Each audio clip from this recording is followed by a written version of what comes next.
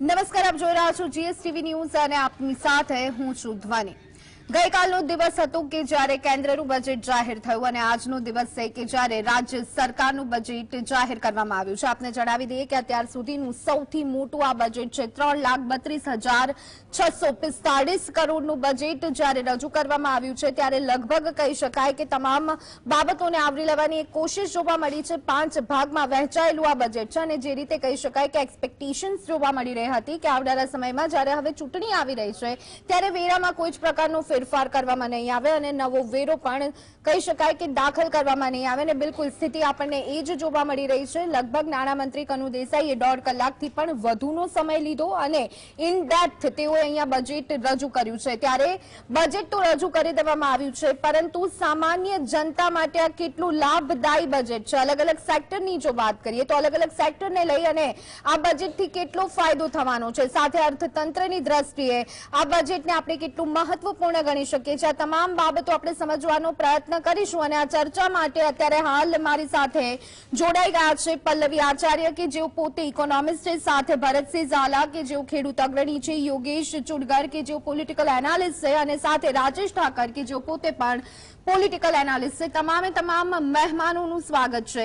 ખાસ કરીને ખેડૂત અગ્રણી પાસે જઈએ પહેલા સૌથી પહેલા સિનિયર વ્યક્તિ એટલે કે યોગેશભાઈ પાસેથી સમજવાની કોશિશ કરીએ। યોગેશભાઈ, કેવું લાગ્યું છે આ બજેટ? કહી શકાય કે ગઈકાલે તો અંતરિમ બજેટ હતું કેન્દ્રનું, પરંતુ આ રાજ્ય સરકારનું બજેટ, ત્યારે શું લાગે છે કે અહીંયા જે ઉણપો હતી તે પૂરવાની એક કોશિશ કરવામાં આવી છે? બેન, બે બજેટો 2 દિવસમાં આપણે જોયા। એક બજેટ 140 કરોડ પ્રજા માટેનું હતું અને એના માટેનું નાણામંત્રીએ માત્ર 50 મિનિટમાં પોતાનું પ્રવચન આપ્યું, જ્યારે 6.5 કરોડ એવી ગુજરાતની જનતા માટેનું બજેટ આજે 1.5 કલાક સુધી નાણામંત્રીએ રજૂ કર્યું। એટલે એવી અપેક્ષા રાખવામાં આવતી હતી, કારણ કે આ અંતરિમ બજેટ નથી પણ અંતરિમ બજેટ જેવી જ પરિસ્થિતિ છે, કારણ કે લોકસભાનું ઇલેક્શન એપ્રિલ-મે 2024માં આવે એને ધ્યાનમાં રાખીને આ બજેટ કરવામાં આવ્યું છે।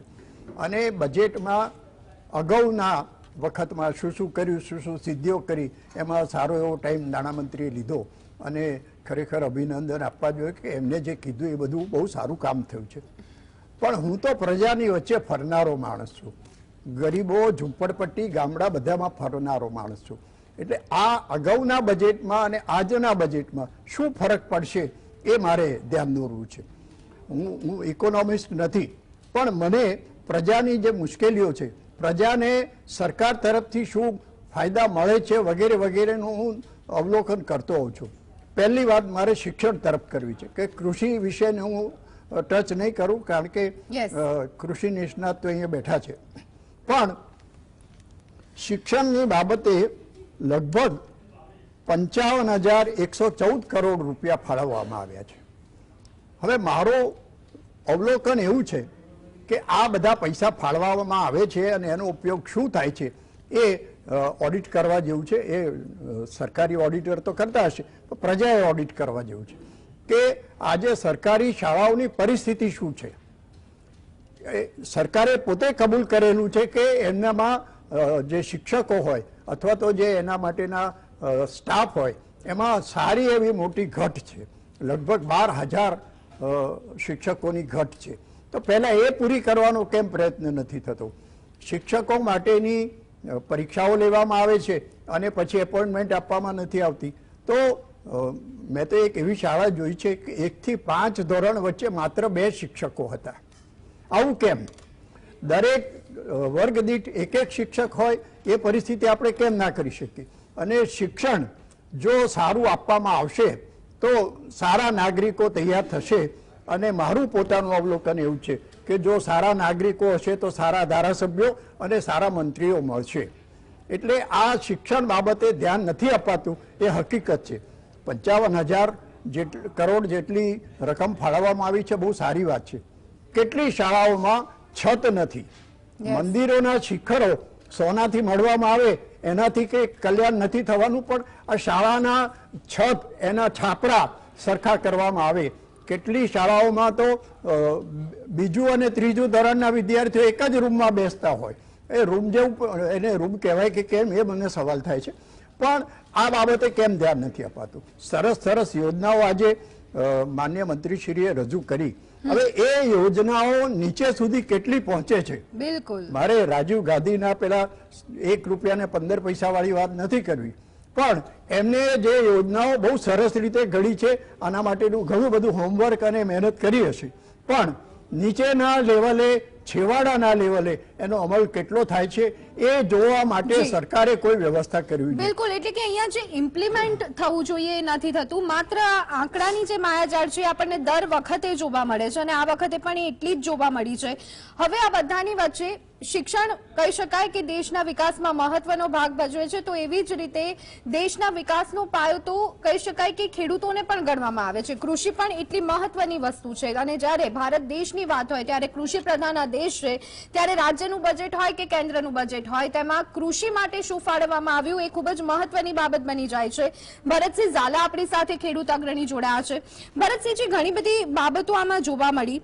કૃષિ અને સહકાર વિભાગ માટે 22,194 કરોડની જોગવાઈ કરવામાં આવી છે. એમાં ઘણી બધી એટલે કૃષિ યાંત્રિકીકરણ ટેકનોલોજી પર ભાર આપવામાં આવ્યો. આ સિવાય વન્ય પ્રાણીઓને નુકસાન વન્ય પ્રાણીઓ જે કરતા હોય છે તેની પર ભાર અપાયો. વીમા રક્ષણ યોજના માટે આ મહત્વનો પોઈન્ટ છે, 81 કરોડની જોગવાઈ કરવામાં આવી છે. શું લાગે છે કે હવે જે ખેડૂતોની કમ્પ્લેન્ટ્સ રહેતી હતી વળતર માટે અથવા તો કહી શકાય કે વીજળીના જે પ્રશ્નો રહેતા હતા એ તમામ બાબતોનું હલ હવે આટલી રકમથી આવશે અને પાછલું આ બજેટની અને આ વખતની કમ્પેરિઝન કરીએ તો શું લાગી રહ્યું છે આપને? ધનેજી, ગયા વખતે આપણું ગુજરાત સરકારનું બજેટ 3,01,001 કરોડનું હતું. આ વખતે 31,000 કરોડ રૂપિયા વધાર્યા. ગુજરાતમાં ટોટલ 56 લાખ ખેડૂતો છે અને 1 કરોડ અને 50 લાખ સર્વે નંબર છે. તો અમારી ઘણા વર્ષોથી નામદાર સર્વોચ્ચ અદાલતથી માન્ય રાજ્ય સરકાર અને કેન્દ્ર સમક્ષ એક જ માંગ હતી કે ટોટલ બજેટના 50% બજેટની રકમ ગ્રામીણ વિસ્તારમાં ખેડૂતો, ખેતી સાથે સંકળાયેલા મજદૂરો અને પશુધન સાથે સાંકળવામાં આવે. તો એની અંદર અમારી માંગણી લગભગ 1.5 લાખ કરોડ રૂપિયાની છે. એના બદલે માત્ર 20,000 કરોડ રૂપિયાથી કોઈ પણ વ્યક્તિને ગુમડું થાય તો એના ઉપર પૂંગડું મેકે ને એવી આ બજેટમાં જોગવાઈ કરી છે. છેલ્લા 20 વર્ષથી હું જોઉં છું કે વીજળી પણ વીજળી તમે દિવસે આપો કે રાત્રે આપો પણ જ્યાં પાણી જ નથી તો વીજળીનો ક્યાં સાચે? અમારો પહેલો સરકારની માંગ, ચાર્ટર ઓફ ડિમાન્ડ છે કે તમામ સર્વે નંબરમાં સરકારી ખર્ચે પાણી આપો. પછી ડીઝલ ઓઇલની એન્જિનથી ખેડૂતો પાણી લે કે નર્મદાની પાઇપલાઇનમાંથી પાણી લે, વીજ ચોરીના કેસ થાય એ બિલકુલ ન ચલાવી લેવાય. સરકારી ખર્ચે સિંચાઈ સવલત આપે. નરેન્દ્રભાઈ મોદીનું સપનું હતું કે ખેડૂતોની આવક બમણી કરવી. તો હાલની પરિસ્થિતિમાં છેલ્લા 15 વર્ષથી દર વર્ષે ખેડૂતોની ખોટ બમણી થતી જાય છે. આજે કપાસના 35 રૂપિયા 20 કિલોનો હોવો જોઈએ, એના બદલે માત્ર 1200 રૂપિયા છે. સરકારે ગઈકાલે કે 2 દિવસ પહેલા રાઘવજીભાઈ પટેલે અને ગુજરાત સરકારે કેન્દ્ર સરકારમાં ભાવ બાબતનું એક આવેદનપત્ર મોકલાયું. ગયા વખતે મોકલાયું, આ વખતે મોકલ્યું. કોણ કોનું સાંભળે છે? સરકાર કોનું સાંભળે છે? એટલે મારો કહેવાનો મતલબ છે નામદાર સુપ્રીમ કોર્ટે ચિંતિત થતા ભારતની તમામ સરકારોને કીધું હતું કે તમામ સરકારોની દિશા ખોટી કેમ નથી બનતી કૃષિ નીતિ. તો આ બજેટની અંદર અમારી પાસે એવી અપેક્ષા હતી ગુજરાતના 56 લાખ ખેડૂતો કે ગુજરાતના ખેડૂતોનો માથે 1 લાખ કરોડનો માથે બોજ છે, 1 લાખ કરોડનો બોજ. તો આ 20,000 કરોડના બોજમાંથી કયા ખેડૂતોનો 1 રૂપિયો પણ બોજ ઘટશે એવું મને લાગતું નથી. બીજું કે પાક વીમો દર વર્ષે પર હેક્ટરે 75,000 રૂપિયાનું ખેડૂતોને નુકસાન થાય છે. રવિ પાક હોય તો ભલે, ખરીફ પાક હોય તો ભલે અને ઉનાળુ પાક હોય તો ભલે. દર 17 થી 20 દિવસે આપણે આ ટીવી ઉપર નજર રાખીએ છીએ કે માવઠું આવ્યો, વરસાદ થયો, તોકેતે આવ્યું, વગેરે વગેરે વગેરે. તેમ છતાં હજી સુધી ગુજરાતના ખેડૂતોને જે ક્રોપ નુકસાન જાય છે એના માટે પ્રધાનમંત્રી ફસલ વીમા યોજનાની અંતર્ગત કેન્દ્ર સરકાર અને રાજ્ય સરકારે વીમા કંપનીઓના નાણાંના એટલા બધા બખા કરી દીધા કે ખેડૂતોના પાક જે લોન માફ થાય એવા. અને હવે માત્ર પાક વીમા માટે 90 કરોડ કે 89 કરોડ 56 લાખના ભાગે આવે શું? એટલે મારા મત પ્રમાણે ગુજરાતની 7 કરોડની જનતાની પાસે આ 3 લાખ અને 32 કરોડનું બજેટ એ ગુમડા ઉપર પુમડા મેકવા જેવું છે. જી. નૈતિક એટલે મૂલ્યો અને બે જવાબદારી મુદ્દા છે ભરતભાઈ. એક તો પાણીનો પ્રશ્ન સોલ્વ થવો જોઈએ અને વીમા કંપનીઓના જે ધાંધિયા જોવા મળતા હોય છે એની પર ક્યાંક લગામ લગાવવી જોઈએ. બાકી આ યાંત્રિકીકરણ એ થઈ રહ્યું છે એ બધું ઇમ્પોર્ટન્ટ આપને નથી લાગતું? હવે બહુ તમને વાત સરસ કરી કે ભાઈ તારની વાડ બનાવવાની. હા. હવે ઇન્ટરનેટ ઉપર મોબાઈલમાં કહે છે તમે ડાઉનલોડ કરો. જ્યારે ગુજરાત સરકારનું કૃષિ વિભાગનું જે પોર્ટલ હોય છે એ ચાલુ કરે છે ખેત તલાવડી માટે, તો કેટલી ખેત તલાવડી બની આ તારની વાડ માટે? તો કોનો નંબર આવ્યો? એટલે હું ભાવ અને મંગલદાસ ભેગા બેસી અને આજે કુવડીમાં ગોળ ભાંગ્યો છે એનાથી ખેડૂતોને સીધો ફાયદો કોઈ ખેડૂતમાં થયો નથી. આના માટે તમારે નક્કર આવવું હોવું જોઈએ કે અરજી કરે કે ન કરે તમામ ગામના તમામ સીમાડા ફરતી તારની વાત કરવામાં આવશે. કોઈ પણ ખેતર બાકી નહીં રહે. આ તો એમના માણસો પાસેથી ઓજારો ખરીદેવાના અને એમને સબસિડી આપે. સબસિડી ટોટલ બંધ કરી દો. ટોટલ ગુજરાતના તમામ ખેડૂતોના સર્વે નંબરમાં સરકારી ખર્ચે સિંચાઈ, સરકારી ખર્ચે તારની વાડ અને ઉત્પાદનના પૂરા ભાવ અને પાક નુકસાન થાય તો દિન 15 ની અંદર પર હેક્ટરે જે ટોટલી એગ્રીકલ્ચર ખર્ચો થાય છે એ પૂરું વળતર આપવા માટેનું નાણાકીય જોગવાઈ કૃષિ નીતિ, કૃષિ આયોગ હોવું જોઈએ, કૃષિ પંચ હોવું જોઈએ અને એનું અમલીકરણ કરવા માટે એક જ્યુડિશિયલી, એક ડિસ્ટ્રિક્ટ લેવલે એક જ્યુડિશિયલી સિસ્ટમ હોવું જોઈએ. એટલે અહીંયા ઇન શોર્ટ આપણે કહીએ તો પાયાથી કેટલાક ફેરફાર કરવાની જરૂર છે. રાજેશભાઈ, આપની પાસે આવવા માંગીશ. આજનું જે બજેટ છે એક તો આપ એને કેવી રીતના મૂલવી રહ્યા છો? 5 ભાગમાં બજેટ જોવા મળ્યું.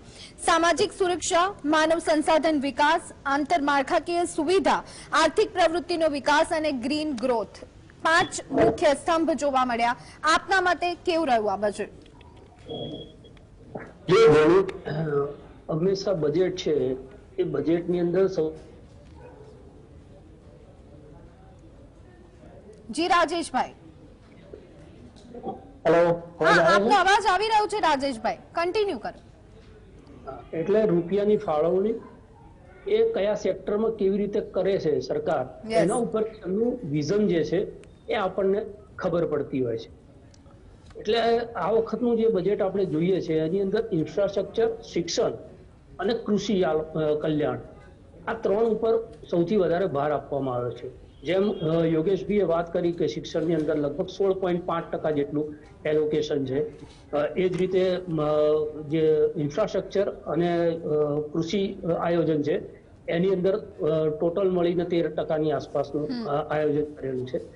સૌથી મોટો વિષય એ છે કારણ કે ખેડૂત અગ્રણી પોતાની વાત કરી, યોગેશભાઈ શિક્ષણ સાથે સંકળાયેલા છે એટલે અમને શિક્ષણની વાત કરી. હું પોલિટિકલ એનાલિસ્ટ તરીકે રાજકીય અવલોકન જો આનું કરવું તો ઇઝ ઓફ ડુઈંગની સાથે સાથે ઇઝ ઓફ ઇમ્પ્લિમેન્ટેશન, બજેટની સાઇઝ અને બજેટના એલોકેશન કરતા એનું આવનારા વર્ષોની અંદર નાણાકીય આયોજન અને એનું અમલીકરણ કેવી રીતે થાય છે એના ઉપર કોઈ પણ બજેટ હોય એની સફળતા કે નિષ્ફળતાનું આપણે આકલન કરવું પડે. અને એટલે આ બજેટના આંકડાઓ ક્યારે મને આકર્ષિત એટલા માટે નથી કરતા કે પાછલા વર્ષના બજેટના જો આંકડાઓનો આપણે સરવાળો મારીએ અને એની અંદર જે એલોકેશન શિક્ષણમાં થયેલું છે કે કૃષિમાં થયેલું છે કે બીજા ક્ષેત્રોમાં થયેલું છે એને આપણે જોઈએ તો આપણને એવું લાગે કે ગુજરાતના માથે સોનાનો નળિયા થઈ જવા જોઈએ. પણ એ શું સ્થિતિ છે આ સૌથી મોટો પ્રશ્ન છે. એટલે જેમ પૈસો ક્યાંથી આવ્યો અને પૈસો ક્યાંથી જશે આની વાત હંમેશા બજેટમાં થતી હોય છે, પણ એ આયેલો પૈસો જાય છે ત્યારે સામાન્ય નાગરિક જે છે એના ખિસ્સાની અંદર એની રાહત પહોંચી કે નથી પહોંચી આ પ્રશ્નનો જવાબ દરેક નાગરિક પોતાની રીતે એનું ઓડિટ કરતો હોય છે. જે રીતે ઝાલા સાહેબે એમના ખેડૂતોને લગતી જે તે મુશ્કેલીઓ છે એ મુશ્કેલીઓનું વર્ણન કર્યું.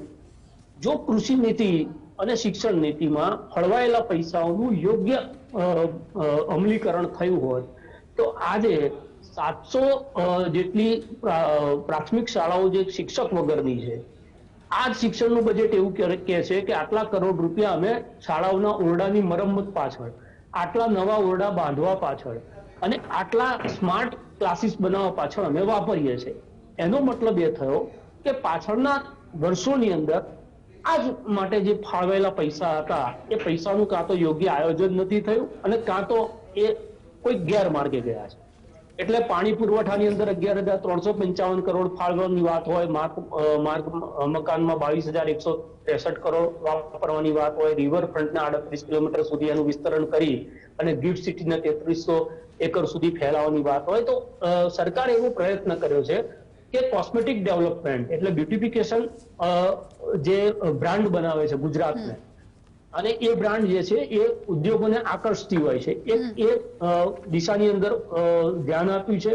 બીજું, માર્ગ અને રસ્તા એટલે કે ટ્રાન્સપોર્ટેશન સુવિધા સારી મળે તો પણ ઉદ્યોગો છે એ એનાથી આકર્ષાય, એના માટેનું ધ્યાન આપ્યું છે. શિક્ષણ ક્ષેત્રે આપણે જોયું કે આમ આદમી પાર્ટીના પ્રવેશ પછી ગઈ વિધાનસભાની ચૂંટણીમાં બહુ બધા પ્રશ્નો ઉપસ્થિત કરવામાં આવ્યા હતા, અને એટલા માટે આ વખતે 55,000 કરોડ જેટલી માતબર રકમ શિક્ષણ ક્ષેત્રે ફાળવી છે. આપણે એને સરકારને અભિનંદન આપવા જોઈએ, કારણ કે શિક્ષણ જે શિક્ષણ, આરોગ્ય અને પાણી, સિંચાઈ અને વીજળી આ સૌથી મુખ્ય વિષય છે કે જેને એડ્રેસ કોઈ પણ સરકારે કરવા જોઈએ, અને એનાથી જ જે છે એ સામાજિક સુખાકારી આવતી હોય છે. આપણે જેને કહીએ છીએ કે ખેતી પ્રધાન દેશ, એગ્રીકલ્ચર ઇકોનોમી છે, એને પ્રોત્સાહન મળતું હોય છે, અને આ બંનેના કારણે લોકોની આર્થિક સ્થિતિ સુધરતા વ્યાપાર અને ઉદ્યોગ જે છે એની અંદર પણ તેજી આવતી હોય છે. એટલે આખું એક ચક્ર છે, એ ચક્રને સ્પર્શવાની 100% કોશિશ કરવામાં આવી છે. પણ આ મેં જેમ કીધું એમ ઇઝ ઓફ ઇમ્પ્લિમેન્ટેશન કેવી રીતે થાય છે એના ઉપર આ બજેટ જે છે એનું આપણે સફળતા કે નિષ્ફળતાનું વિશ્લેષણ કરી શકીએ. જી બિલકુલ. પલ્લવીબેન, વાત ત્યાંથી જ ઉપાડીએ જ્યાં રાજેશભાઈએ છોડી છે કે ઇઝ ઓફ ઇમ્પ્લિમેન્ટ કેવી રીતના થાય છે, એ ખૂબ જ ઇમ્પોર્ટન્ટ બાબત છે. 2047 નો રોડમેપ અહીંયા નક્કી કરવામાં આવ્યું છે. શું લાગી રહ્યું છે ગુજરાત દેશના કહી શકાય કે દેશના અર્થતંત્રમાં અહીંયા કેટલો ફાળો આપી શકે છે? પલ્લવીબેન પાસેથી જાણીશું, પરંતુ અન્ય એક મહેમાન જીવન જગીતા આપણી સાથે જોડાઈ ગયા છે કે જેઓ પોતે ચાર્ટર્ડ એકાઉન્ટન્ટ છે. આપની પાસે પણ આવીશું. પલ્લવીબેનનો ઓપિનિયન પહેલા જાણી લઈએ. જી પલ્લવીબેન. જી, આ ગવર્મેન્ટનું જે બજેટ છે ને, એકચ્યુઅલી એ કેવું છે, government at present government is doing capital expenditure. Government એવું ઈચ્છે છે કે કેપિટલ એક્સપેન્ડિચર કરે એટલે એના આધારે જે પણ રોજગાર, નોકરી, ધંધા, જે બી વ્યવસાય થાય તો લોકોને બેનિફિટ થાય. હવે આમાં પ્રોબ્લેમ એ થાય છે કે ગવર્મેન્ટ અત્યારે જે કેપિટલ એક્સપેન્ડિચર કરે છે તો પાયાના જે આપણા નાના નાના પ્રશ્નો છે, જેવું કે શિક્ષણ, જે ભાઈએ વાત કરી, ખરેખર બહુ સારી વાત છે કે ભાઈ તમે શિક્ષણની પરિસ્થિતિ જુઓ.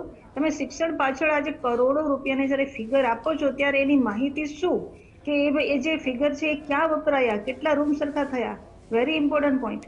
સેકન્ડ થિંગ કે આજે લેડીઝ માટે પણ એ લોકો જે પણ કરે છે, અમને લોકો ઇન્ટરેસ્ટ એમાં હોય કે ગેસનો ભાવ કેટલો ઘટ્યો, શાકભાજીના ભાવ કેટલા ઘટ્યા, કઠોળના ભાવ કેટલા ઘટ્યા. We are interested in this point. We are not interested કે કેટલા 3 લાખ ફલાણા હજાર કરોડ આટલા મહિલાઓ માટે 6,885 કરોડની જોગવાઈ છે. 6,885 કરોડ. હવે એમાં એ જે ફિગર બોલે છે તો એનો ડાયરેક્ટ બેનિફિટ મને શું? બરાબર, આજે હું મારી રીતે વિચારું કે એનો ડાયરેક્ટ બેનિફિટ મને શું થવાનો છે, તો એવું કોઈ બજેટમાં ઉલ્લેખ નથી. એટલે બજેટમાં જે પણ ફિગર આપે છે એનું ઇમ્પ્લિમેન્ટેશન એવી રીતે થવું જોઈએ કે જેથી નાના માણસો સુધી લાભ પહોંચે. શિક્ષણ પાછળ કરે છે સારું છે, ચલો સ્પોર્ટ્સની પાછળ કરે છે સારું છે, એ ઓવરઓલ જે બધા ફિગર બોલે છે, ફિગર સાંભળીને નાના માણસો ઉડાને ગભરાઈ જાય છે. 2047 ના રોડમેપની અહીંયા વાત કરવામાં આવી છે. આમ તો રાજ્યમાં, દેશમાં, માફ કરશો, દેશમાં અલગ અલગ રાજ્યમાં ગુજરાતને વિકાસ મોડેલ તરીકે પ્રેઝન્ટ કરવામાં આવે છે. તો ખરેખર હવે આવનારા દિવસોમાં હજી પણ વિકાસ વાળું ગુજરાત આપણને જોવા મળશે આ બજેટથી? તમે રિવરફ્રન્ટની વાત કરો, રિવરફ્રન્ટની લંબાઈ વધારે હશે, પણ તમે આજે મને યાદ નથી કે છેલ્લા 6 મહિનામાં હું રિવરફ્રન્ટ બાજુ ફરવા ગઈ હોઉં તો એ રિવરફ્રન્ટની લંબાઈનો મને શું ફાયદો થયો? બરાબર, આ એક સિમ્પલ ક્વેશ્ચન. આજે એ જ રીતે જ્યારે પણ કોઈ બજેટમાં કોઈ પણ તમે ફિગર, પછી આ બીજા જે એક ફિગર એને આપ્યા હતા કે કયો ફિગર હતો, એમાં પણ કંઈક 21,000 સમથિંગનો કંઈક ફિગર છે, 21,000. હા, રેલવે સમુદ્ર માર્ગ. હા, એક પોઈન્ટ આ સારો હતો કે રેલવે અને સમુદ્ર માર્ગ જોડવો પડશે. ગઈકાલે ભારત તો એ સારું ભારત તો ઇલેક્ટ્રિક વ્હીકલની વાત કરો. હવે ઇલેક્ટ્રિક વ્હીકલ જે છે તો એના ઉપર કેમ આપણી ગુજરાતની ગવર્મેન્ટ કશું એક્શન નથી લેતી? કેટલા બધા કોસ્ટલી વ્હીકલ છે.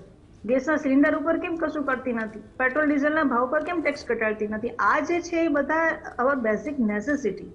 એટલે ગુજરાતની પ્રજાને જે ધ્યાન આપે શું કે ભાઈ પોતાની જરૂરિયાત પર, કારણ કે આપણે ગુજરાતી વેપારી પ્રજા છીએ, એટલે આપણે આપણા પોઈન્ટ પર ધ્યાન આપીએ. વી આર નોટ ઇન્ટરેસ્ટેડ કે આપણે કેટલા કરોડનું આમાં બજેટ આપ્યું, કેટલા કરોડ રૂપિયા ફાળવશે, કારણ કે બધી સીધી ગણતરી આ થાય. હું અત્યારે સવારે જ્યાં બજેટ ચાલતું હતું ત્યારે એક ગ્રુપ જોડે બેઠી હતી, અમારું ગ્રુપ બહુ મોટું છે સીએનું. હવે એની જોડે બેઠી હતી તો એ જ ડિસ્કશન થયું કે ભાઈ આજે જેટલા પણ ફિગર બોલે છે એમાંથી એક નાનામાં નાના માણસને તમે વિચારો કે કોઈ ઘરમાં કોઈ કામ કરવા જાય છે કે કોઈ રસોઈ કરવા જાય છે, એ બેનને શું ફાયદો જી બિલકુલ. એટલે અલ્ટિમેટલી થિંગ ઇઝ ધેટ કે ભાઈ સામાન્ય માણસને અહીંયા શું મળે છે, મને અને તમને અહીંયા સીધો ડિરેક્ટ બેનિફિટ શું છે એનાથી લોકોને ફરક પડે છે. યસ બિલકુલ. જીવનભાઈ, આપની પાસે આવવા માંગીશ. આજનું જે બજેટ છે એક પહેલી બાબત કે જે સૌથી વધારે આપણને ધ્યાન કેન્દ્રિત કરાવવા વાળી બાબત હોય, ગુજરાતના ઇતિહાસનું સૌથી મોટું આ બજેટ, અને જે આંકડો છે 3,32,645. આ આંકડાની માયાજાળને આપ કેવી રીતના જોઈ રહ્યા છો? શું આ આંકડા વધે અને ઘટે એની અંદર જ ખરેખર વિકાસ, એની અંદર જ સામાન્ય માણસની જે લાઈફસ્ટાઈલ છે બદલાતી જોવા મળી શકે છે? એકચ્યુઅલી આ વર્ષે જે આંકડો આપ્યો છે ગુજરાત ગવર્મેન્ટે 5 લાખ બજેટ કરતા ફક્ત 10% જ વધારો આપ્યો છે, બહુ વધારે આપ્યો નથી. ને એ 10%માં ગુજરાત ગવર્મેન્ટે ઘણી બધી સુવિધાઓ, ઘણી બધી જાહેરાતો જાહેર કરી છે. આમાં ને 2047નો જે રોડ મેપ એમને ડિસાઇડ કર્યો છે એમાં નો ડાઉટ ગવર્મેન્ટે સૌથી વધારે ફોકસ ઇન્ફ્રાસ્ટ્રક્ચર, રિવરફ્રન્ટ ડેવલપમેન્ટ આ બધા ઉપર આપ્યો છે. આ બધી બેસિક જે ફેસિલિટીઝ છે, બેસિક જે સુવિધાઓ ઉપલબ્ધ થશે તો આગળ ડેફિનેટલી ગ્રોથ થવાનો જ છે 2047 સુધી. કેમ કે સેન્ટ્રલ ગવર્મેન્ટ બી એ રીતે જ એ જ લાઈન ઉપર કામ કરે છે જે લાઈન ઉપર ગુજરાત ગવર્મેન્ટ ઈચ્છીએ છે અત્યારે. તો બાકી તો આ શું છે, બજેટમાં એમને ફક્ત ને ફક્ત બધી એપ્લિકેશન આ ફંડ જ બતાવી છે, પણ ફંડ ક્યાંથી આવશે, કેવી રીતે થશે એની ક્રિટિકલ એનાલિસિસ અત્યારે આપણે કરી ના શકીએ વિધાઉટ હેવિંગ એની ડેટા. જી બિલકુલ. તો દર્શક મિત્રો, બજેટ અહીંયા રજૂ થઈ ગયું છે. ગઈકાલે કેન્દ્રનું બજેટ રજૂ થયું, આજે રાજ્યનું બજેટ રજૂ થયું, પરંતુ ક્યાંક ને ક્યાંક ઇન્ફ્રાસ્ટ્રક્ચર પર ભાર આપવામાં આવ્યો છે. પરંતુ જે લોકોની એક્સપેક્ટેશન્સ છે કે મને આખરે ભાઈ આમાંથી શું મળવાનું છે, મારો મતલબ ત્યાં સુધીનો છે કે મને કેટલો ફાયદો થવાનો છે, તો ક્યાંક આ જે આશાઓ છે તેની પર થોડા ઘણા અંશે પાણી ફરી વળ્યું હોય તેવું જોવા મળી રહ્યું છે. ચર્ચા આગળ પણ ચાલુ રહેશે, પરંતુ અત્યારે સમય થયો છે 2024 સાથે હું છું હિના. આજે ગુજરાતનું બજેટ રજૂ કરવામાં આવ્યું છે. ગુજરાત વિધાનસભામાં નાણામંત્રી એટલે કે ગુજરાતના નાણામંત્રી કનુભાઈ દેસાઈએ આજનું બજેટ રજૂ કર્યું છે. જો કે બજેટમાં મોટા ભાગના સેક્ટરને આવરી લેવામાં તો આવ્યા છે. મહિલા હોય, બાળકો હોય કે પછી અન્ય કોઈ સેક્ટર, જે વિકાસની વાતોની આપણે વાતો કરીએ છીએ, તે વિકાસને લઈને પણ અનેક વિકાસની ગાથા રજૂ કરતું બજેટ રજૂ કરવામાં આવ્યું છે. પરંતુ સવાલ એ થાય છે કે આ સેક્ટરને લઈને જે જાહેરાતો કરી છે, જેટલા રૂપિયાની જાહેરાતો કરી છે, પરંતુ જો એટલા રૂપિયા વપરાશે, યોગ્ય જગ્યાએ વપરાશે અને યોગ્ય સુવિધા મળશે, આ તમામ સવાલો બજેટને લઈને થઈ રહ્યા છે. ઓવરઓલ બજેટ ખૂબ સારું ગણાવી રહ્યા છે લોકો, પરંતુ સવાલ અનેક છે કે લોકોને કઈ પ્રકારની સુવિધા મળશે. 2047ના રોડ મેપને નક્કી કરતું 3,32,465 રૂપિયાનું ગુજરાતનું બજેટ નાણામંત્રીએ નારી શક્તિને વંદન કરતા બજેટની શરૂઆત કરી હતી. આ બજેટમાં ગુજરાતની વિકાસની ગાથા ગાતું બજેટ કહી શકાય. મહિલાઓને લગતી યોજના સાથે ગુજરાતનો સૌથી લાંબો રિવરફ્રન્ટ બનાવવાની વાત તેમણે રજૂ કરી. પણ જાહેરાતો સાથે ગુજરાતને શું મળ્યું અથવા ગુજરાત શું માંગી રહ્યું છે, આ બજેટમાં આપણે તેની ચર્ચા કરીશું.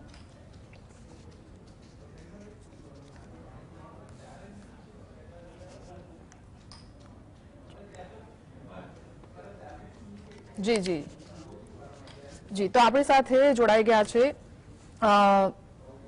ઇકોનોમિસ્ટ છે નયનભાઈ પરીખ, ખેડૂત અગ્રણી ભરતસિંહ ઝાલા પણ આપણી સાથે જોડાયા છે, ચાર્ટર્ડ એકાઉન્ટર પ્રદીપભાઈ જૈન આપણી સાથે છે, રાજકીય વિશ્લેષક યોગેશભાઈ ચુડકર પણ આપણી સાથે છે અને રાજકીય વિશ્લેષક રાજેશભાઈ ઠક્કર પણ આપણી સાથે છે. આ તમામનું સ્વાગત છે.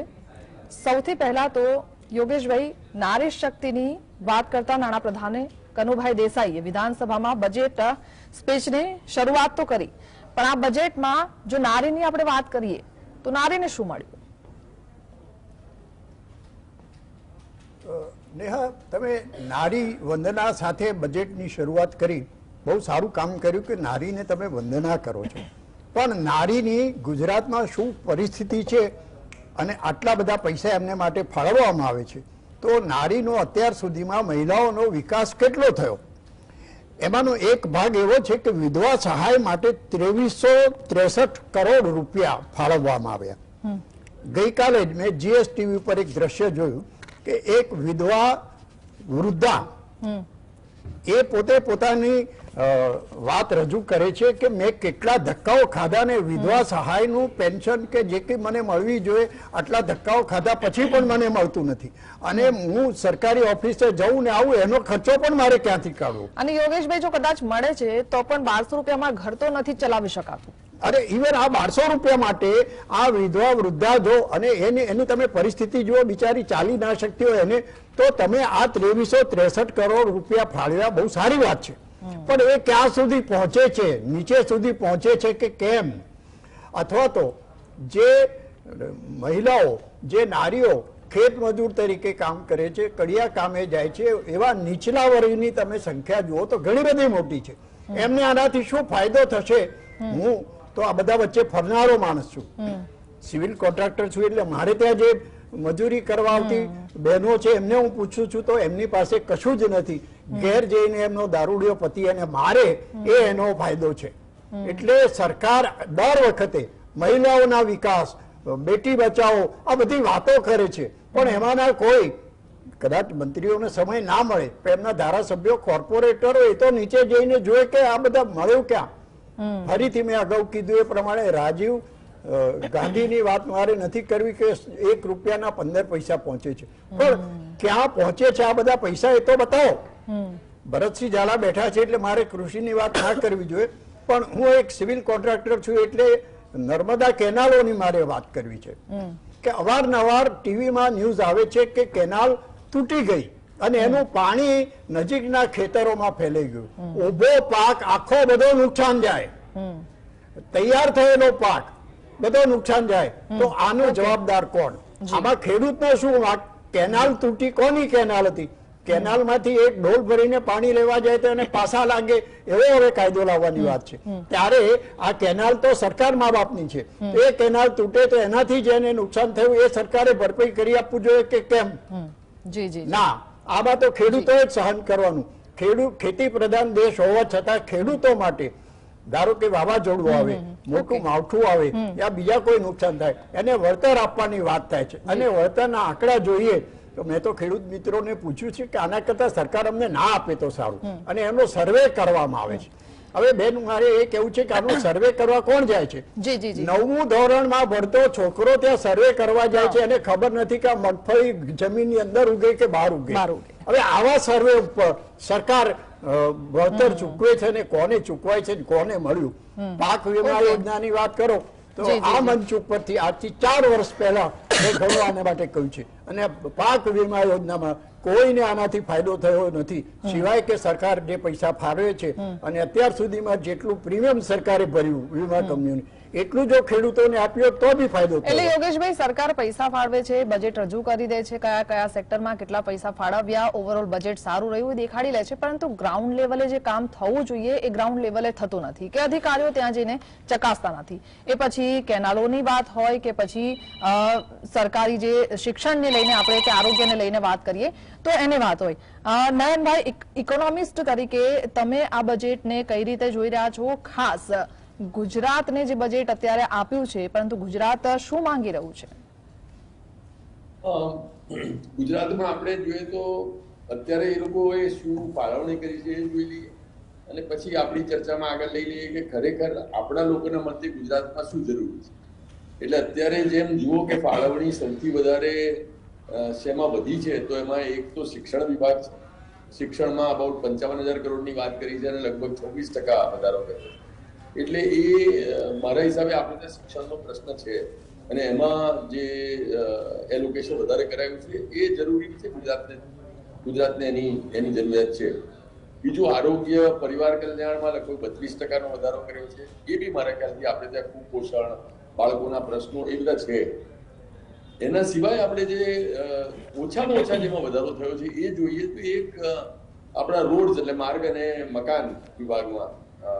હવે સડકોમાં આપણે જાણીએ તો ખરેખર ગુજરાતમાં સડકો છે એક લેવલની, એને ચોમાસામાં આપણે તૂટી જાય છે, બીજા બધા પ્રશ્નો છે, પણ એટલીસ્ટ આપણે ત્યાં ફ્લાયઓવર, સડકો એ બધું એક હદ પર ઓલરેડી છે. એટલે એમાં હવે ખાલી 7% વધારો છે. એમ ગણો ને 7% વધારો એટલે જો આપણે ઇન્ફ્લેશન 6-7% ગણીએ તો ઓલમોસ્ટ કોઈ વધારો ના થયો એવું ગણાય.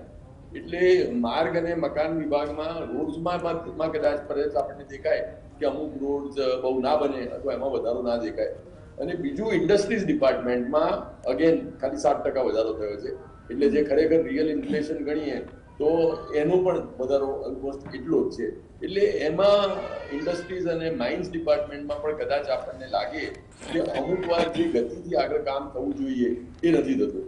એટલે આ સરકારની પ્રાયોરિટી છે. હવે આપણી પ્રાયોરિટી શું હોવી જોઈએ તમારા હિસાબે ગુજરાતમાં? તો હું ગણું છું કે ગુજરાતમાં આપણો જે વિકાસ છે એના મુખ્ય પડકારો આપણે ત્યાં કયા છે કે અનએમ્પ્લોયમેન્ટના છે, કે આપણે ત્યાં યુવાનોને કેવી રીતે એમ્પ્લોયમેન્ટ મળે એ બાબતમાં આપણે કામ કરવાની બહુ જરૂર છે. એ બાબતમાં કેવી રીતે પૈસા ફાળવાય, કારણ કે આપણો જીડીપી ગ્રોથ પણ બરાબર છે, પણ એ જીડીપી ગ્રોથ એટલે બધા વચ્ચે જે આપણો વધારો વહેંચાઈ ગયો એ છે.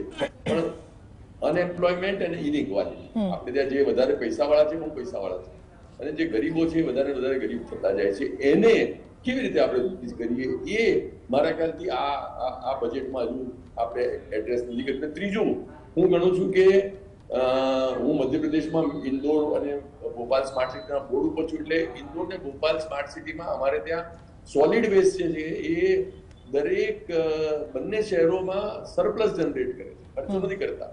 આપણે ત્યાં અમદાવાદમાં હજુ આપણે સોલિડ વેસ્ટ સેપરેટ કરવાનું બી નક્કી નથી કર્યું. સોલિડ ને લિક્વિડ વેસ્ટ આપણે ત્યાં દરેક ઘરે ઘરે સેપરેટ થાય. એટલે આપણે ત્યાં મારા ખ્યાલથી સ્વચ્છતા બાબત અને સોલિડ વેસ્ટ મેનેજમેન્ટ બાબતમાં આપણે ઘણું કામ કરવાની જરૂર છે. જી બિલકુલ, ખૂબ સારી વાત કરી, કારણ કે સોલિડ વેસ્ટ એનો નિકાલ ખૂબ જરૂરી છે, જેને આરોગ્યને ખાસ લઈને, કારણ કે અમુક જો આપણે નદીઓ જોઈએ તો નદીઓ આગળ પણ ખૂબ જ પ્રદૂષણ થતું હોય છે નદીઓમાં, અને સોલિડ વેસ્ટની વાત કરીએ તો એ પણ નદીઓની પાસે આપણને જોવા મળતું હોય છે, જે ખૂબ જ લોકો માટે પણ હાનિકારક છે, જળચર પ્રાણીઓ માટે પણ હાનિકારક છે. પ્રદીપભાઈ, મોટાભાગના સેક્ટરને આવરી લેતા બજેટની જાહેરાત તો કરી છે, પરંતુ આ બજેટથી સામાન્ય વ્યક્તિને કેટલો ફાયદો કરાવતું બજેટ આપને લાગી રહ્યું છે, આંકડાકીય રીતે જોઈએ તો? આજના બજેટમાં ઘણા સમયથી ચર્ચા આ પેનલ દ્વારા થઈ રહી છે.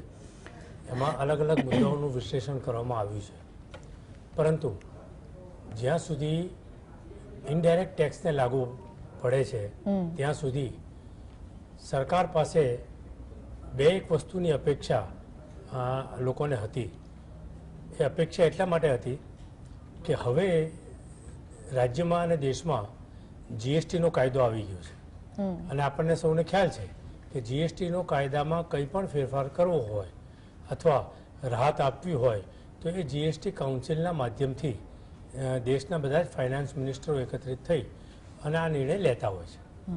જ્યારે રાજ્યનું બજેટ આવે ત્યારે આ વખતે જે અપેક્ષા હતી કે સામાન્ય જનને જેવો સ્પર્શનો મુદ્દો હતો એ વ્યવસાય વેરાનો મુદ્દો હતો. એ આ સરકારમાં ઘણા વર્ષથી એની ચર્ચા પણ ચાલે છે કે વ્યવસાય વેરો નાબૂદ થવો જોઈએ. વ્યવસાય વેરા થકી સરકારને જે કંઈ આવક થાય છે એની સામે લગભગ એટલો જ ખર્ચ એ સરકારને થાય છે, અને એની સામે વેપારીઓને મુશ્કેલીઓ ખૂબ એમાં રહેલી છે. તો આ વખતે એક અપેક્ષા હતી કે વ્યવસાય વેરાનો કાયદો એ જો નાબૂદ થયો હોત તો મને લાગે છે કે વેપારીઓને એનો બહુ સીધો ફાયદો થયો, અને રાજ્ય સરકારની જે ઇઝ ઓફ ડુઈંગ બિઝનેસની જે પોલિસી છે એમાં કદાચ એ ઘણી રીતે મદદરૂપ થયું હોત.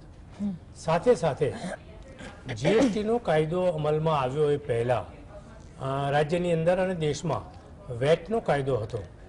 વેટનો કાયદો એ પૂર્ણ થયાને આજે લગભગ એ 8 થી 9 વર્ષ થઈ ગયા છે. હજુ પણ એની કાર્યવાહી, કાયદાકીય કાર્યવાહી ચાલુ છે.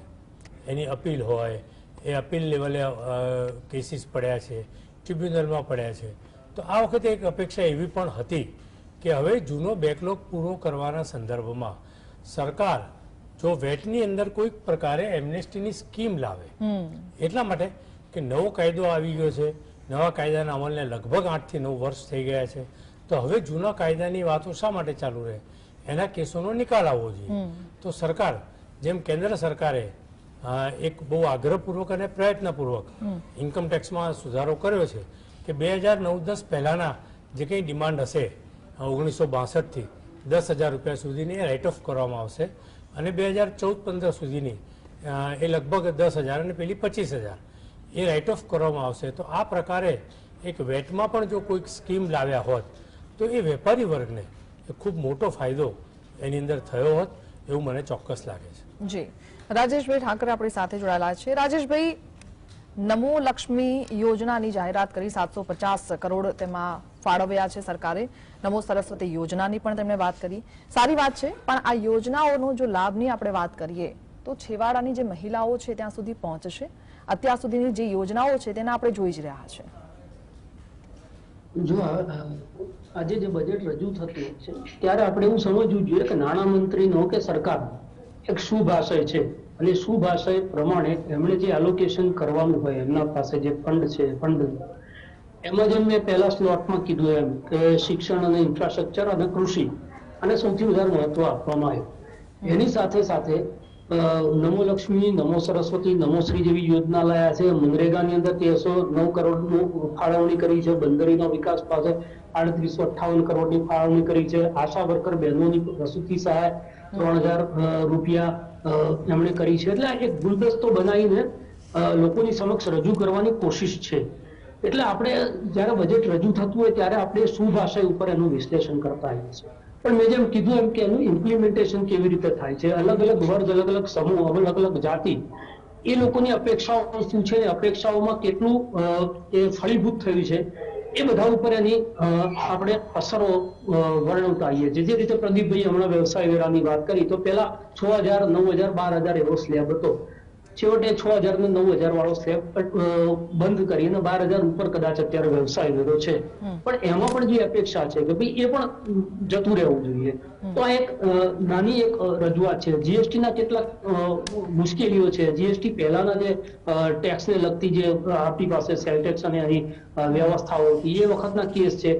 એની કાનૂની ગૂંચવણમાંથી લોકો બહાર નીકળે.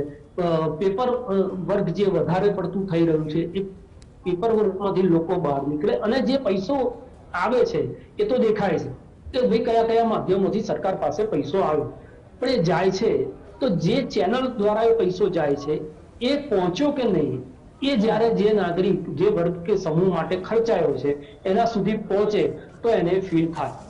જેમ કે શિક્ષણ પાછળની વાત છે કે લગભગ 16.5% જેટલું બજેટ એમાં વાપર્યું. તો શિક્ષણનું ખાનગીકરણનો જે સૌથી મોટો પ્રશ્ન છે જેની ચર્ચા આપણે વારંવાર કરતા હોઈએ છીએ, મોંઘું દાટ શિક્ષણ, તો સરકારી માળખાકીય સુવિધાઓ એ જ્યારે કથળી ત્યારે એની અંદરથી આ ખાનગીકરણનો ઉદ્ભવ થયો. તો હવે જે પૈસા ફાળવવામાં આવે છે અને સરકારી માળખાને સુદૃઢ કરવા માટેની કોશિશ જે થઈ છે આના દ્વારા, કે જે માધ્યમિક શાળાઓ બનાવવાની વાત હોય, 10 જેટલી રાષ્ટ્રીય શાળાઓ બનાવવાની વાત હોય, સ્માર્ટ ક્લાસીસ જે છે 45,000 જેટલા બનાવવાની વાત હોય, આ બધી જે વાત છે એ જો પરિપૂર્ણ થાય તો લોકો ફરી પાછા, કારણ કે સામાન્ય મધ્યમ વર્ગના લોકોને આજનું જે પ્રાઇવેટ શિક્ષણ છે પરવડતું નથી. જો સરકારી માળખું એવું હશે તો એનાથી આકર્ષાઈને વળી પાછા લોકો ખાનગીથી સરકારી શિક્ષણ તરફ વળશે. હવે આનું એક ડેટા એનાલિસિસ હજી આપણી પાસે પારદર્શી રીતે આવતું નથી કે ભાઈ શિક્ષણની અંદર સુધારા થકી કેટલી સરકારી શાળાઓની અંદર વિદ્યાર્થીઓની ભરતી વધી. સરકાર ખૂબ જ પ્રયત્નો કરી રહી છે કે ભાઈ એના માટે મેળાવડાઓ કરે છે, લોકોને સાયકલનું વિતરણ કરવું છે, કે એમને આંગણવાડીની અંદર મધ્યાહન ભોજન આપવા સુધી ચર્ચા વાત હોય. 1 કિલોમીટરની આસપાસ જ એમની પ્રાથમિક સ્કૂલ મળે એટલે દૂરના અંતર સુધી ના જવું પડે. આ બધી જ વાતો છે. પણ એ વાતો જ્યારે જમીન ઉપર ફળીભૂત થાય ત્યારે ઓટોમેટિક જે છે એ સરકારી માળખાની સાથે લોકો સંકળાવા માટે, જ્યારે સરકારી માળખા સાથે લોકો સંકળાય, દાખલા તરીકે અત્યારે આરોગ્યની અંદર જે આયુષ્યમાન કાર્ડની જે સુવિધા ઊભી થઈ છે, ઘણા બધા લોકો એનો લાભ લેતા થયા છે અને લાભ લે છે સીધું એને ફીલ થાય છે કે મારી બાયપાસ સર્જરી હતી, મેં 0 પૈસામાં હું ત્યાંથી બહાર નીકળ્યો, મારું ની રિપ્લેસમેન્ટ મારી માનું હતું તો મેં પૈસા આપ્યા વગર એની અંદરથી બહાર નીકળ્યો, એ એને ફીલ થાય છે. આ ફીલ કરાવે એ બજેટ હું એવું સમજુ છું સફળ છે. કારણ કે આ આંકડાકીય બાબતો, ટેકનિકલ બાબતો, ચાર્ટર્ડ એકાઉન્ટન્ટની જે અમુક પાસાઓ હોય કે ઉદ્યોગોના પાસાઓ, આની સાથે સામાન્ય જે જન છે કે જે સીધો સરકારની સામે, સરકારને પોતાના માઈ બાપ સમજે છે ત્યાંથી એને કોઈક રાહત મળશે એ અપેક્ષા દરેક બજેટમાં રાખતો હોય છે. એ અપેક્ષા એને સંતોષાતી હોય, એની અનુભૂતિ જે દિવસે થાય એ દિવસે એ નાગરિકો માટેનું બજેટ અને એ બજેટની સફળતા જે છે એનો શ્રેય જે તે સરકારોને મળતો હોય છે. એટલે તમે એ કીધું ને કે નમો લક્ષ્મી, નમો સરસ્વતી, નમો શ્રી, એટલે કાલે નમો બજેટ એક આવ્યું આજે દાદાનું બજેટ હતું, પણ દાદાના બજેટમાં પણ છાપ તો પાછી નમૂની જ છે. એટલે વિઝન નરેન્દ્ર મોદીનું હતું ગુજરાત બનાવવા માટેનું, એ વિઝનને સ્પર્શ કરવાની કોશિશ થઈ છે. પણ હવે એનું ઓડિટ આપણે ત્યારે કરી શકીએ કે આ જે બધા જ રૂપિયા ફળવાયા છે એનું ઇમ્પ્લિમેન્ટેશન, એનું નાણાકીય આયોજન, નાણાકીય વિતરણ અને નાણાકીય વ્યવસ્થાઓ કઈ રીતે સારી રીતે, પારદર્શી રીતે અને બિલકુલ ભ્રષ્ટાચાર રહિત લોકો સુધી પહોંચે છે, એના ઉપર આપણે આગળ એની સફળતા કે નિષ્ફળતા ઉપર વાત કરી છે. જી જીવનભાઈ, રાજેશભાઈ તો આ બજેટને ખૂબ જ સફળ ગણાવી રહ્યા છે. ટેક્સ લેબની પણ તેમને વાત કરી. આપ ચાર્ટર્ડ એકાઉન્ટન્ટ છો, ટેક્સ લેબને લઈને કઈ રીતે તમે આ બજેટને સમજી રહ્યા છો? કારણ કે સામાન્ય જનતાની જો આપણે વાત કરીએ તો સૌથી તેમને જો સ્પર્શતો મુદ્દો હોય તો તે મોંઘવારી છે. હવે એમને એવી જગ્યાએ રાહત જોઈએ છે જ્યાં તેમને મોંઘવારીનો માર સહન ન કરવો પડે. કઈ રીતે આપ આ બજેટને પોઈન્ટ્સ આપશો? આ બજેટને જો અમે અમારી ભાષામાં કહીએ તો જે સામાન્ય નાગરિક છે એમને ગવર્મેન્ટે કોઈ રાહત આપી નથી. આજે જ્યારથી જીએસટી આવ્યો છે ત્યારથી ઇન્ફ્લેશન રેટ બહુ વધી ગયો છે ને એ ઇન્ફ્લેશનના લીધે સામાન્ય માણસ બધા સફર કરે છે. મારા પ્રમાણે આ બજેટને જે માર્ક્સ આપવાનો આવે તો હું તો 10 માંથી 7 આપીશ. અચ્છા, ઓકે. યોગેશભાઈ, સામાન્ય રીતે આપણે જેમ વાત કરી તેમ અને આજની ચર્ચામાં પણ વાત થઈ કે માર્ગ મકાનને લઈને જે રીતે પૈસા ફાળવવામાં આવે છે, વ્યવસાયને લઈને જે રીતે રૂપિયા ફાળવવામાં આવે છે, પણ તે પ્રકારનું કામ થતું નથી. ગેનીબેને પણ ખૂબ સારી વાત કરી કે જેટલા પણ બ્રિજ બને છે તમે બનાવો એ સારી વાત છે, પણ બ્રિજ એવા બનાવો કે તે તૂટે નહીં, અને એ તૂટી જાય છે એ પછી જે તે કંપનીને બ્લેકલિસ્ટ કરી દેવામાં આવે છે. બ્લેકલિસ્ટ કરો સારી વાત છે, પણ પછીની કાર્યવાહી તો થતી જ નથી. એટલે ખાસ જો વિકાસની વાતો કરતી હોય સરકાર, આ બજેટમાં વિકાસની વાતો કરતી હોય, એટલા રૂપિયા ફાળવતી હોય, તો પછી જોવાની એ વાત છે કે તમે આ જે રૂપિયા ફાળવો છો એ પ્રકારનું કામ થાય છે કે નહીં, કે જે તે બ્રિજ તમે બનાયા, કે જે તમે પથ બનાવ્યો એ કેટલા સમય માટે છે, એ લોંગ ટાઈમ માટે હોવો જોઈએ, ના કે 1 વર્ષ માટે કે ના તો 2 વર્ષ માટે. કારણ કે ઘણા લોકોના જીવ પણ આ બધી ઘટનાઓમાં ગયા છે, એ આપણે જોયું છે. બેન, આપણે જે વાત કરી એ પ્રમાણે ઇન્ફ્રાસ્ટ્રક્ચરમાં સરકારે ઘણા બધા પૈસા ફાળવ્યા અને નવા ઓવરબ્રિજો બને, બ્રિજ બને એટલે દેશનો વિકાસ થયો એવું દેખાય. અને એ આપણે જ્યારે વિદેશથી કોઈ મહેમાન આવે ત્યારે આ વિકાસ દેખાડવા માટે જે તે જગ્યાએ લીલા પડદા નાખી દેવામાં આવે છે કે પેલી પાછળની ઝૂંપડપટ્ટી ના દેખાય. આ વિકાસ કેવો? અને જે બ્રિજો બને છે, મારે તો અમદાવાદના એક પર્ટિક્યુલર બ્રિજની વાત કરી છે, હાટકેશ્વર બ્રિજ. એ બ્રિજ બન્યો અને તરત તૂટી જાય અને એના માટે ટેન્ડરો ઇન્વાઇટ કરવામાં આવે છતાં કોઈ ટેન્ડર ના ભરતું હોય, તો આમાં શું કારણ છે એ તો જુઓ. તમે ઇન્ફ્રાસ્ટ્રક્ચર માટે, નવા બ્રિજ માટે, નવા રોડ રસ્તા માટે પૈસા ખર્ચો, બહુ સારી વાત છે અને પ્રજાને, ઇન્ડસ્ટ્રીને, લોકોને બધાને ફાયદો થાય, બહુ સાચી વાત છે. પણ હું એક મારો અંગત દાખલો કહું કે હું જે વિસ્તારમાં રહું છું ત્યાં એક નવો બ્રિજ બન્યો અને તે વખતના મુખ્યમંત્રી એનું ઉદઘાટન કરવાના હતા, ત્યારે મુખ્યમંત્રી સાથે ઉભા રહીને મેં આપ કરીને ફોટો પડાયો અને બધાને બતાડ્યું કે જો મુખ્યમંત્રી સાથે નવા બ્રિજ પર બેઠો. 6 દિવસમાં અમે જે જગ્યાએ ઉભા રહીને ફોટો પડ્યો તો ત્યાં ગામડું પડ્યું. આ આપણે કેવું કામ કરી રહ્યા છે? કેટલા લાખ રૂપિયાનું, કેટલા કરોડ રૂપિયાનું આ બ્રિજ બન્યું એ વાત જુદી છે, પણ એ બ્રિજ બનાવવા માટેના જે પૈસા હતા એ અમે ઇન્કમ ટેક્સ ભરીએ છીએ એટલે અમારા પૈસા તો છે, પણ મારો જે માળી છે એ ખાલી એક નાનું બિસ્કિટનું પેકેટ લાવે એની પર પણ જીએસટી ભરે છે, એટલે એના બી પૈસા છે. એટલે આ અમારા પૈસાનો આવો જો બગાડ થતો હોય તો ઇન્ફ્રાસ્ટ્રક્ચર માટે તમે ફાળવેલી રકમ યોગ્ય રીતે અને ખૂબ સારી રીતે તમે કીધું એમ વર્ષો સુધી એ ચાલવા જોઈએ એવા કેમ ના બને? હું પોતે સિવિલ એન્જિનિયર છું એટલે મને ખબર છે કે આમાં કઈ ખામીઓ રહેલી છે અને એ ખામીઓ કેમ દૂર કરવામાં નથી આવતી. કોઈ પણ બ્રિજ તૂટે તો એના બનાવનારને બ્લેકલિસ્ટ કરવો એ વાત સાચી છે, અને બ્લેકલિસ્ટ થયેલો માણસ એક્સ ને બદલે વાય પાર્ટી બનાવીને નવેસરથી કોન્ટ્રાક્ટ લેતો હોય એ પણ આપણે જાણ્યું છે. તો આ બધું કેમ રોકવામાં નથી આવતું? એને કેમ સજા કરવામાં નથી આવતી? પ્રજાના પરસેવાના ટેક્સમાં પૈસાનો દુરુપયોગ કર્યો માટે એને એવી કોઈ સજા થવી જોઈએ કે ફરી આવા કોઈ કામો ના કરે. પણ એ થતું નથી. અને આ વાત આ વર્ષની ગયા વર્ષની નથી, આ વર્ષોની વાત છે. મારા વર્ષોના અનુભવથી હું કહું છું કે અમારા પૈસાનો આ જે બગાડ થાય છે એ ના થવો જોઈએ. તમે 2 બ્રિજ ઓછા બનાવજો પણ સારા બને એવું તો કમસે કમ કરો. આટલી અમારી પ્રજાની લાગણી છે. કેન્દ્રનું બજેટ આવે કે રાજ્યનું આવે, પ્રજાનો પૈસો પરસેવાના એમાંથી ટેક્સ ભર્યો હોય એનો સારો ઉપયોગ થાય એટલું તો કમસે કમ કરો. અને હવે તો બધી જ વસ્તુમાં જો જીએસટી ના નામે ટેક્સ ભરતી હોય જનતા, તો પછી એ પ્રમાણનું તમારી પાસે સુવિધા પણ જનતા માંગે છે. એટલે આ તમે પ્રજા પર કૃપા નથી કરતા, પરંતુ પ્રજા જે પૈસા ભરે છે એનું તમે વળતર આપો છો સામે. એટલે એ ચોખ્ખી વાત છે. અને સાથે અર્થતંત્રને જો મજબૂત કરવાની વાત હોય તો સૌથી આપણે કૃષિની પણ થોડી વાત કરી લઈએ કે કૃષિ એ એવું સેક્ટર છે કે જેના કારણે અર્થતંત્રને વધુ વેગ મળતો હોય છે. કૃષિ ખેડૂતો ઘણા ગુજરાતમાં આપણે જોયા છે કે ઘણી કુદરતી આપત્તિઓ છે જેના કારણે ખેડૂતોને ઘણો માર પડતો હોય છે. સર્વેના નામે સર્વે થશે એવી વાતો થાય છે, સર્વે પણ થાય છે, પણ એમાં ઘણા ગોટાળા પણ આપણે જોયા છે. ભરતભાઈ, શું કહેશો કૃષિને લઈને આ બજેટ આપને કેવું લાગ્યું?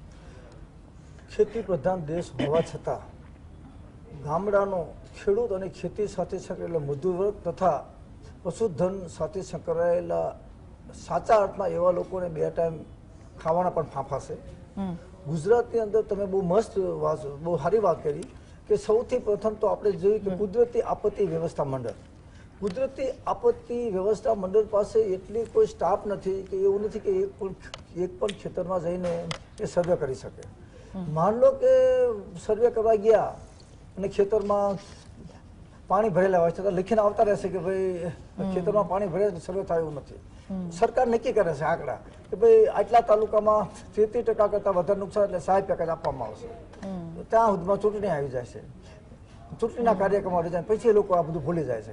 એટલે હું આ બાબતે હરેક બાબતે લગભગ ભૂકંપ પછી આજ દી સુધીમાં કુદરતી આપત્તિ વ્યવસ્થા મંડળ સાથે સંકળાયેલો છું, ગામડામાં સંકળાયેલો છું, લોકોને શું તકલીફ પડે છે બધી ક્યાંય પણ કુદરતી આપત્તિમાં સમયસર અને પૂરું વળતર મળતું નથી. 33%, 55%, 52%માં તો આપણે જઈએ છીએ. ત્યારબાદ 1/4/2016 પ્રધાનમંત્રીનું એક સપનું હતું કે વાવણીથી કાપણી સુધીમાં જે ખેડૂતને નુકસાન જાય એને વળતર મળે. તમારો પાક નિષ્ફળ ગયો એમનો મોદી સાહેબનું એક વિડીયો બહુ સરસ આવશે.